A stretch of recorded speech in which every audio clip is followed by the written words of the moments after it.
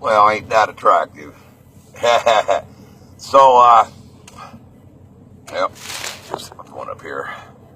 So, yeah, I have to wear a hairnet here at this Apple place. I can take it off now anyway. Got my hair cut. So I showed up at the yard last night to, because I was getting a swap out on my trailer. And actually, I guess it's the trailer that he had me contracted to rent, but it had been out on the road. So the other one was a temp, and it was kind of a pain in the ass too. So this one looks like a much better trailer. The unit is a lot quieter, and trailer looks in pretty good shape. Tires look in pretty good shape. Remember, I had something going on with my turn signal on the other trailer. Well, as it turns out, my left turn signal is not working on this trailer either. So I swapped out the plugs, the electrical plug from the tractor to the trailer, and it still doesn't blink. So what I'm thinking is something's wrong with my plug on my tractor is not sending the signal through on the blinker. I don't know what's up with that. I'm going to have to get into a shop and get him to figure it out. But luckily, it is on my driver's side. So, I mean, I got my mirror right there. It's easy to make sure that I'm not cutting anybody off. I got plenty of clearance to get over. I'll make do. My lights all work. The brake lights work. Everything else. So I probably shouldn't get stuck with a ticket or something for that. Just be careful. But, yeah, I definitely need to figure out what's going on with that. And I'm just assuming that not both trailers are having signal problems on the left turn signal. It's got to be my tractor plug. So anyway, I pulled up last night to show up early to check all the tires, check the brakes, check the cooler unit, fired it up, made sure it got down to temp and held for a little bit, and make sure it had plenty of fuel, and it's all good. I mean, it's got 3/4 of a tank. It runs really sweet. Tires are good. Brakes are good. So ready to rock and roll. So, but anyway, when I show up, there's a full-fledged party. One of the drivers, he just had his first child, a baby girl, this Russian gentleman, and so all their friends and family were having a barbecue. Man, they had these shish kebabs, that bunch of beef on these shish kebabs they were cooking over a pit, and man, they were good. And I was telling them, no, my wife fed me before I left. I had a couple of big pork chops, and I mean, I'd had dinner already. They insisted, that I try it, so I ate a couple pieces. But then a couple of hours later, man, I was hungry, man, so I ate a bunch of them shish kebabs and some of the other food they had there. Good food. And what a really cool, fun group of guys. One guy's wife showed up. That was the only gal there. Oh, no, there was another gal earlier. Somebody else's wife, I assume. I don't know. But she left shortly after I got there. And then this one guy, his wife showed up. But all the guys were like dancing and singing and laughing and drinking whiskey and beer. So I had like 4 or 5 whiskeys, man. I had a pretty good buzz going on. So much for taking off in the middle of the night, man. When the party wrapped up, I don't know what time it was. I really don't. It might have been 1 o'clock in the morning or something like that, probably. But I went ahead and crashed in my truck.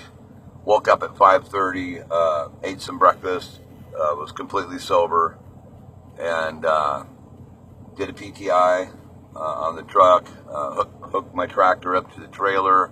Had to switch out my rubber seal on my glad hands. I had an air leak when I was doing my PTI. My pressure wasn't holding, so I got up, just checked all my hoses and stuff, and found out I had a bad seal, and so I have spare ones in the truck. So I swapped it out, and it held pressure then, and I didn't need to check my oil and stuff because I just got an oil change and a lube, complete service on the truck.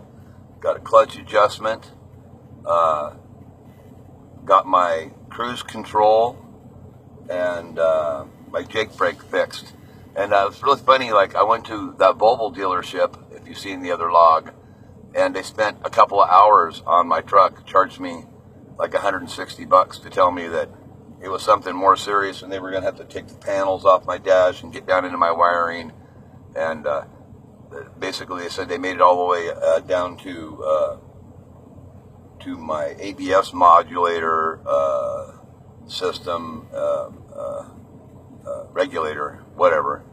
And it started there, and the trouble had spread from there, and they was going to really need to put some work in on it. And I was trying to get to my daughter's wedding, and so I said, no, just put it back together, man. I'll do it when I get home. So yeah, when I got home, I took my truck to Anthony's. Maybe I already said this. I don't know. I think I did. But anyway, took my truck to Anthony's. This old man come out with a screwdriver and a pair of pliers, man. Took a panel off my lower dash on the steering wheel there. Reached up in there with the pliers, man. Twisted something. Put the panel back on, started up the truck, and everything worked. Took him 5 minutes, man. Charged me $90. It's like, hell yeah.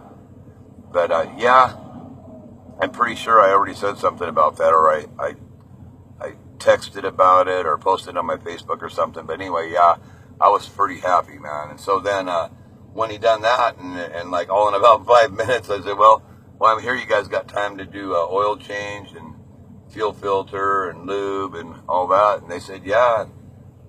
So they did that. And then the guy that was doing that, the guy that pulled my truck into the bay to do it and pulled it out, he come into the lounge and said, hey, I'm going to adjust your clutch, man. Your clutch is bad. And I said, oh, yeah, I forgot about that. Yeah, it does need a clutch adjustment. So we went and took care of that. They charged me $40 for a clutch adjustment, $90 to fix my Jake brake and cruise control. And then with the oil change and the parts and labor and everything, man, it came to like $530. I mean, that's awesome. So guess where I'm getting my truck serviced now? Yeah, I was pretty impressed. You know, they went above and beyond. You know, took care of me really good, and they got me in and out of there. I didn't spend any time there at all. I mean, they took care of it, and I was out of there. So I got myself a CB radio right there. It's an old Cobra 29 LTD Classic. I guess that particular model, a lot of truckers have that one because it's inexpensive, $100 and I don't know, maybe $50. They last forever. This one here looks like a pretty old unit. Thing is it's not working. I mean, it turns on, but I'm not receiving or picking anything up. And I think somebody was telling me that you have to have antennas that are tuned to it. Don't know nothing about that. I got one broken antenna and one good antenna. So what I'm going to do is I'm going to swing to a truck stop somewhere along the line and talk to the people in there and grab myself a couple of antennas. Tell them I need them. Are these tuned antennas? Do the CB radio? You know, what's that mean? Try and get my CB working. Some of the places that I pick up, they don't use the cell phone. Dinosaurs, what's your CB? You know, and it's like, so anyway, gonna have to get that up and working. Plus, it's kind of cool. I mean, you know, you're cruising along. If there's trouble ahead, deer's in the road, whatever, truckers will get on there, man, and give you a heads up. So that's kind of cool. So I get it up and get it working. Part of it.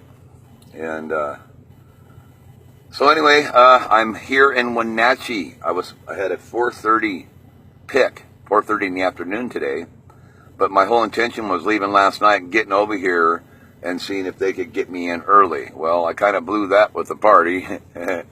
But I still got over here early because, like I said, I got up at like at 5:30, hooked my trailer up, swapped the